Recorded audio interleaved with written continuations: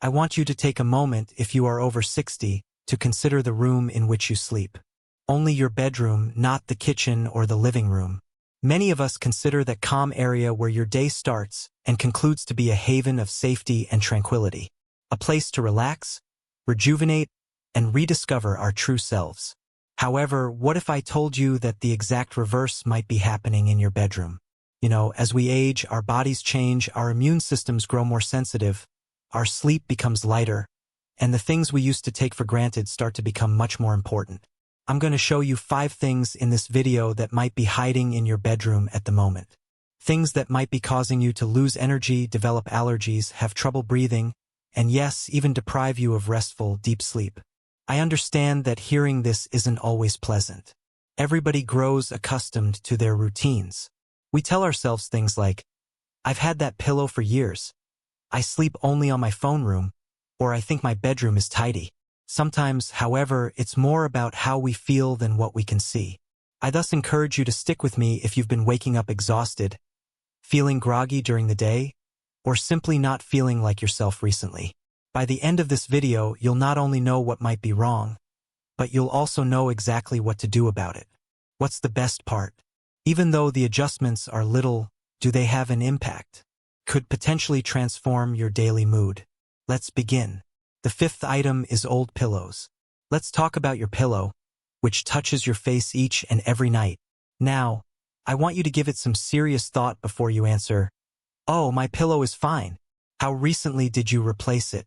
We should have a serious talk if it has been more than 2 years. As you can see, our pillows gradually gather a lot of stuff that we don't want close to our heads, including bacteria, dust mites, sweat, oil, and even mold. The frightening thing comes next. Your body senses it even if you can't see it. Have you ever woken up with a stuffy or somewhat plugged nose? Your eyes may be wet in the morning, or your throat may feel dry. That goes beyond aging or the weather. You can be sleeping with low-grade allergies that are triggered by your pillow. Warm, damp environments are ideal for dust mites. The microscopic skin cells we normally shed every night are what they eat. Additionally, sneezing, congestion, itchy eyes, and the sensation that you didn't get enough sleep can all be caused by their waste, yes, their droppings. Furthermore, it doesn't end there. Your pillow may be a contributing factor if you've been experiencing skin irritation, redness, or even breakouts, particularly around the cheeks or jaw. Consider this. You're putting your face up against the same surface that has absorbed perspiration, oil, and bacteria night after night. Your skin suffers as a result of its accumulation. But the possibility of mold growing within your pillow is what truly worries me, especially for people who live in humid climates. Spores of mold are not usually visible from the outside. However, if you inhale them for hours each night, they may eventually lead to exhaustion, mental haze, and even lung issues. I am aware that certain pillows are like old buddies. We become attached. They form precisely how we desire. However, I assure you that it is not worth compromising your health for, even if it feels cozy, if it contains allergies or worse. So here's your option. It's time to change your pillow if it's older than 2 years. When you do, think about selecting a pillow that is hypoallergenic, that is, resistant to bacteria, mildew, and dust mites. They have a significant impact, particularly for those with seasonal allergies or sensitive skin. Additionally, utilize a protective pillow cover if you're not quite ready to part with your pillow. Make sure to give it a weekly hot water wash. We frequently underestimate how important cleanliness is, particularly when it comes to the area where we lay our heads. Don't undervalue this adjustment, even though it may seem like a little one. Improved sleep, calmer skin, and easier breathing. A clean pillow is the first step in the process. That coziness is something your body deserves. You deserve it. 4th item. Tidy up beneath the bed. Yes, I am aware. The area beneath the bed appears to be ideal for storing items. Out of sight, out of mind, boxes containing holiday decor, old clothing, and even shoes we haven't worn in years. It's simple to overlook them and forget about them. Here's the reality, though. You may be unaware of how much what's beneath your bed is affecting your breathing, your sleep, and even your mental health. Let's begin with the fundamentals. Dust. How recently did you really clean underneath your bed? It's likely been a long time if you're like most people. Dust mites adore it down there for precisely that reason. The dead skin cells we naturally shed as we sleep are what they eat. Furthermore, their waste is a potent allergen. When you wake up, you have that runny nose, dry throat, and sneezing. Perhaps it's not a cold. While you sleep, it might just be the stale, dusty air coming up from beneath you. But allergies and dust aren't the only issues. When we stuff that area with clutter, something else occurs. We stop the flow of air. You need circulation in your bedroom, especially at night. The fresh air must flow. However, you wind up breathing in musty, stale air all night long when the space beneath your bed is crammed with storage bins, bags, or just odd items. Have you ever slept for 8 hours straight and yet woken up feeling sleepy?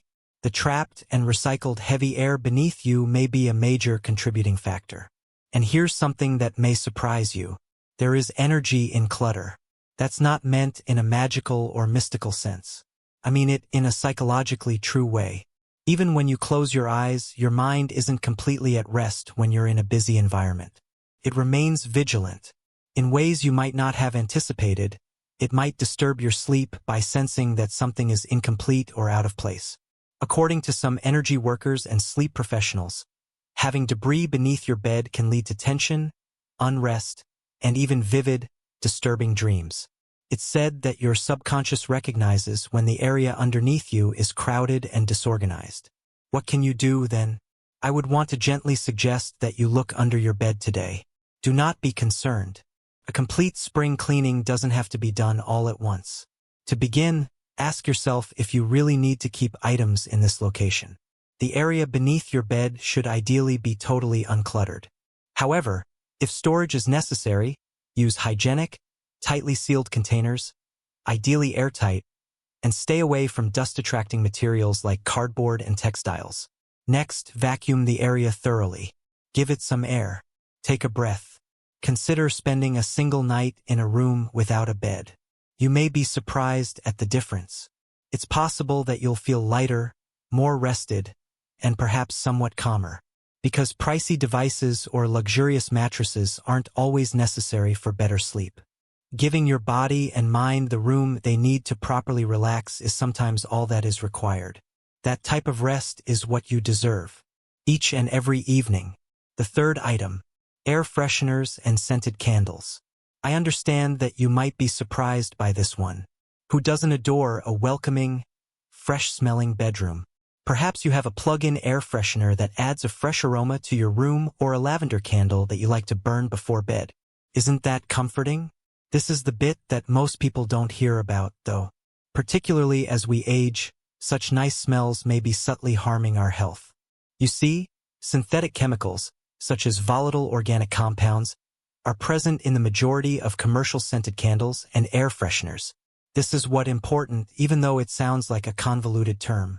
When the aroma wanes, these molecules don't simply disappear. They float through the air, land on your carpets, drapes, bedding, and worst of all, in your lungs.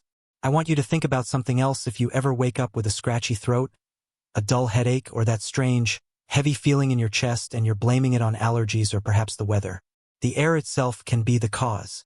Over time, the artificial fragrance compounds you inhale night after night may be causing hormonal changes, nasal irritation, or breathing difficulties. Additionally, those chemicals are like gasoline to the fire if you already suffer from asthma, allergies, or any other respiratory condition. Without you ever making the connection, they can make everything seem worse. This is the thing that worries me the most. These goods are frequently promoted as calming, relaxing, and even sleep aids. In actuality, though, they are capable of doing the exact opposite. They interfere with the quality of your sleep. They cause airway agitation. Additionally, they have occasionally been connected to long-term health consequences that none of us want to consider. Here's the good news, though. You can still have a lovely, fragrant bedroom. You simply need to make safer, more intelligent decisions. Instead, try this. Use natural essential oils in a diffuser. Peppermint, eucalyptus, and lavender. Not only do them smell amazing, in fact, they facilitate your breathing and aid in the natural relaxation of your neurological system. Choose beeswax or soy-based candles with authentic essential oil fragrances if you're a candle lover. No artificial chemicals. No poison smoke. Just quiet, pure air. Here's a tip that most people don't know. Give your room a few air-purifying plants. In addition to making the area smell better, aloe vera, snake plants, and peace lilies also remove air pollutants. While you sleep, these silent little healers are at work. So, look about your room a little tonight. Does the wall have plugs? Are you burning a candle whose chemicals aren't listed? Before going to bed, do you spray artificial fragrances into the air or on your sheets? Don't freak out if the response is yes. Simply begin shifting. Little adjustments have a tremendous impact. Make your bedroom a place where you can breathe, where your skin can breathe, and where the air really helps you recover rather than hurt. Because a pleasant-smelling room isn't enough for you. You should have a hygienic, safe place to sleep, heal, and wake up feeling like yourself. The second item. Dark, heavy curtains. I'll guess. It's likely that you've heard that the greatest method to sleep is to use blackout curtains. They help you go asleep more quickly, keep your room peaceful and quiet, and block out all the light.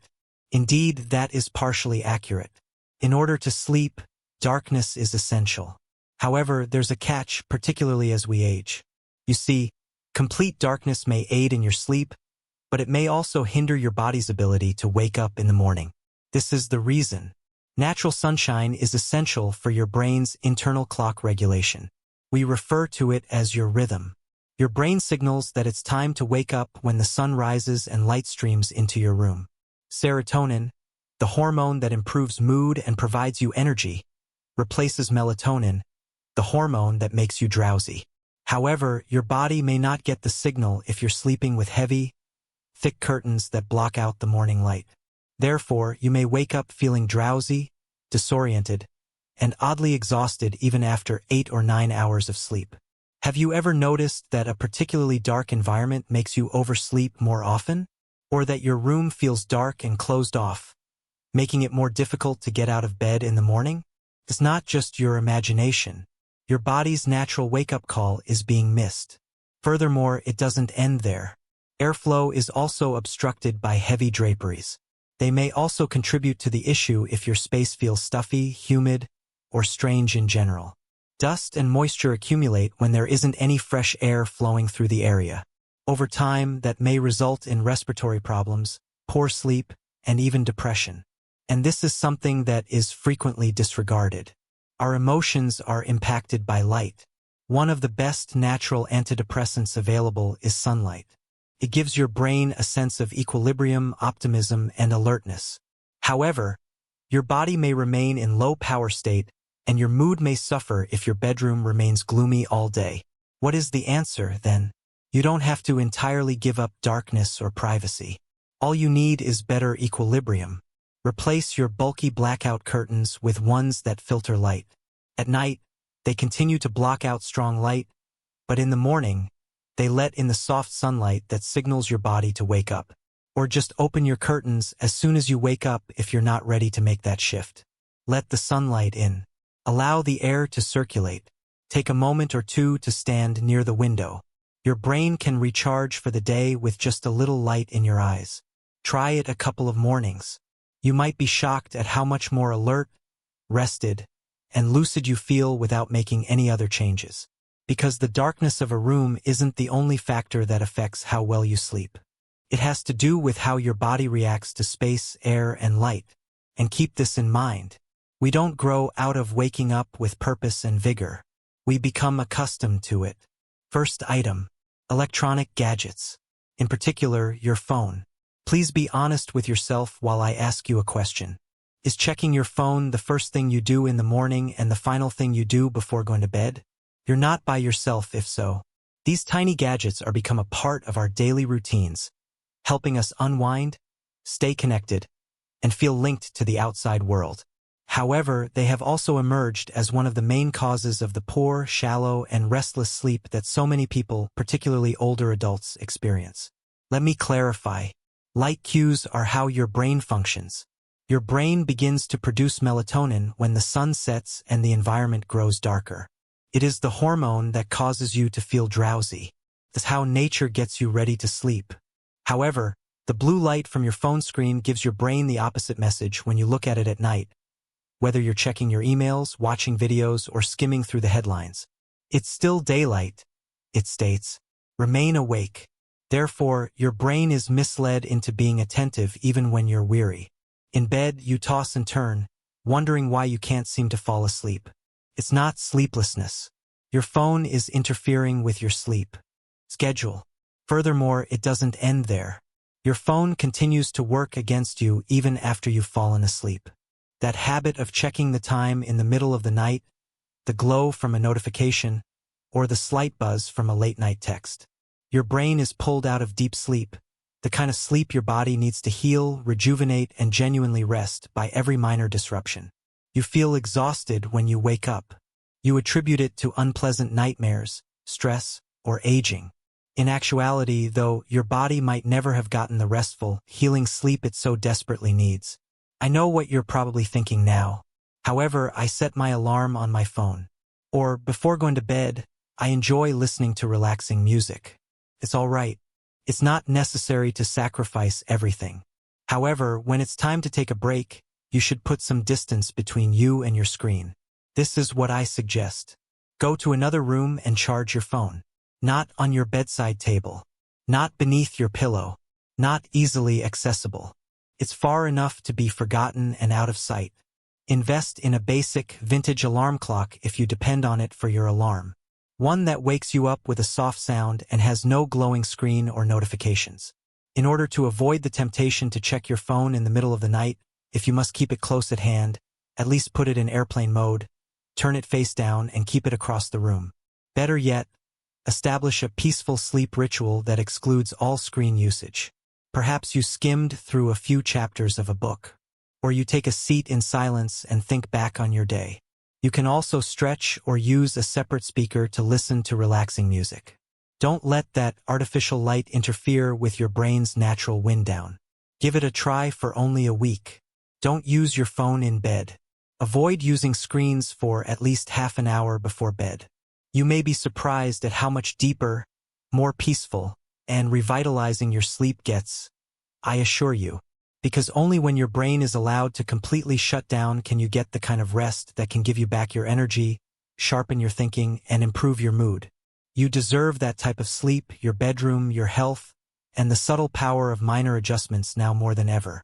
Let's take a moment to think, not to jump to the conclusion or review what we've learned. Because the topics we have been discussing are more than just curtains, phones, and pillows. It has to do with something far more profound. It's about how your surroundings affect your life, particularly at this point in your life. Your bedroom is more than just a bed and four walls, you see. It shows how you take care of yourself. It is the place where your body heals, where your mind calms, and where your soul finds peace. However, it's also a location that many of us ignore. The kitchen is cleaned by us. We are concerned about the yard. We tidy up the garage. However, the bedroom? For years, we use the same pillow. Under the bed, we stack boxes. We persuade ourselves it's okay when we go off to sleep under the glow of a phone screen. And it is, for a time, until the whispering symptoms appear. It's possible that your level of fatigue has increased since you went to bed. Perhaps you wake up with joint pain. Perhaps you feel as though the edges of your thoughts are less distinct than they once were. And writing it off is quite simple. We say, I'm just getting older. But what if the issue isn't aging? What if the area we're aging in is contributing to the issue? I want to share something with you. Sometimes doing something different is more important than doing more. Sometimes a cleaner pillow is the first step toward a healthy life rather than a new medication. With dawn light and fresh air, not a new supplement. Eliminating things that no longer benefit you is more important than giving up.